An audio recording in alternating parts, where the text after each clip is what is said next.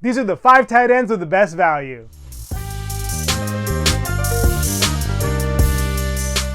Number 1 on the list is Dalton Schultz. Schultz gambled on himself last year, signing a 1-year free agent deal with the Texans, and it paid off. They just re-signed him to a 3-year, $36 million extension in March, and he seems to be a big part of their plans moving forward. And last year, he showed pretty good chemistry with CJ Stroud, finishing the year with 59 grabs for a little bit over 600 yards and 5 touchdowns. He ended up finishing the year as the tight end 10, but he had a couple of really nice stretches last year where he was the tight end 2. First from weeks 4 through 6, and then again from weeks 9 through 12. And I think this year, he's going to build off of his first campaign. And had it not been for some injuries that held him out of 2 games, his production would have been even better. He had the 4th most red zone targets amongst all tight ends, and he played 73% of the snaps when he was on the field. He also averaged the 9th most targets per game amongst all tight ends, and if he can get that same volume, he should easily replicate what he did last year. But I think with him getting an extension, the plans are to utilize him even more. And I know there may be some concern with the addition of Stephon Diggs and obviously the re-signing of Nico Collins and the potential emergence of Tank Dell, but I think Schultz will still have a role. This team loves to pass the ball. They're the 12th highest team passing play percentage in the league, throwing it around 59% of the time,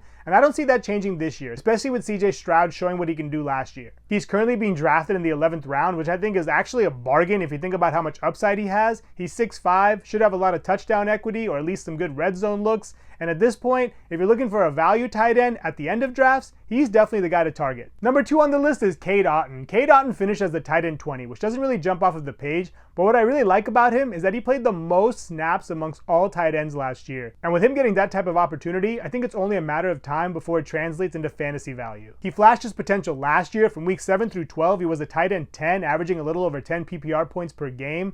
And I think if he can continue to build chemistry with Baker Mayfield this year, that may be his floor. Mike Evans and Chris Godwin pretty much have a lock on the number 1 and 2 role, but the number 3 pass catcher role is kind of up for grabs. The Bucs did draft Jalen McMillan out of Washington, and he did make the 53-man roster, so he may make a push for it, but I think at this spot, Otton has as good of a chance to capture that role as anyone. He has 0 to no competition at the tight end position, and he had the 6th most targets in the red zone amongst all tight ends. And the Bucs also love to pass the ball. They had the 14th highest team passing play percentage in the league last year, and I don't see that changing all that much this year, especially if they continue to struggle in the running game. At this point, Otton is largely going undrafted. I consider him more of a wait-and-see type of player. He's also a good stash if you're looking for someone that's just going to be on the field a lot. I don't expect him to have a splash game right out of the gates, but if you have some room and you're in a deeper league, he's definitely someone to consider at the back end of your drafts. Number 3 on the list is Isaiah Likely. Isaiah Likely proved last year that he can play in this league. When Mark Andrews went down, he proved that he is more than capable. From weeks 14 through 18, he was the tight end 3, and I think with Mark Andrews' health becoming a bigger question with each passing year, he's a great insurance policy for not only the Ravens, but Mark Andrew owners as well. He showed great rapport with Lamar Jackson at the end of last year, and I think that's going to carry over to this year. I expect him to be on the field a lot more regardless of what his role is. They brought in Derrick Henry, so I expect this team to have a lot more 2 tight end sets,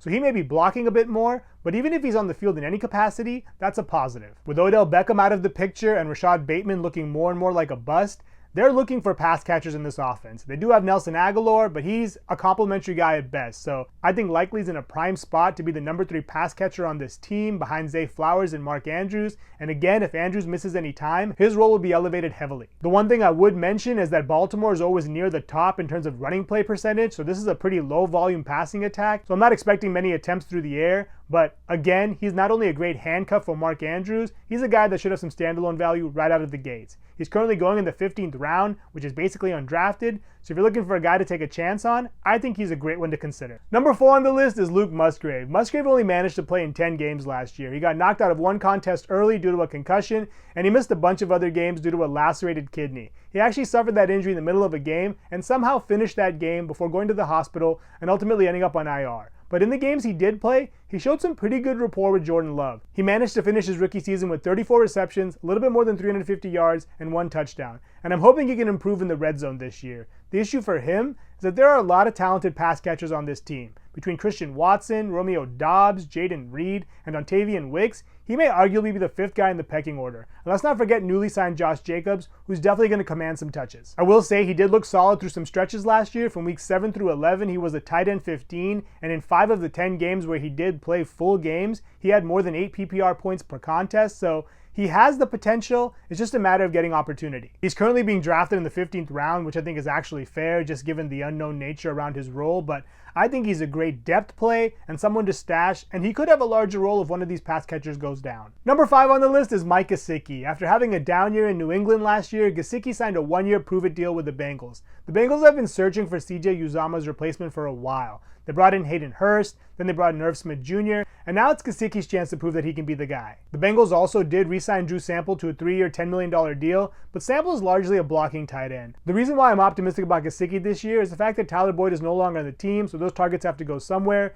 T. Higgins is also playing on the franchise tag, and the contract situation with Jamar Chase is still up in the air. It could be argued that the number 3 pass catching role in this offense is up for grabs. I know Andre Iosivas is supposed to have a breakout season, and I think he's actually a sleeper, but until he can prove it, I think Gesicki has a chance to separate himself from the group. I'm also not worried about opportunity. The Bengals had the 2nd highest team passing play percentage last year, throwing it around 63% of the time. So there are plenty of targets to go around in this offense. And with Joe Burrow healthy, he should have no problem spreading it around. He's also largely going undrafted, which I think is absolutely valid just given the unknown nature of his role, but he's a great guy to consider streaming on a week-to-week basis based on matchup. If he can somehow prove to Burrow and the rest of the offense that he can be a playmaker, his role may grow as the season goes on. If you're in a deep league or have a big bench, he's a great person to stash. Those are the 5 tight ends with the best value. Thank you so much for watching. Please subscribe and let me know which tight ends you think have the best value in the comments below.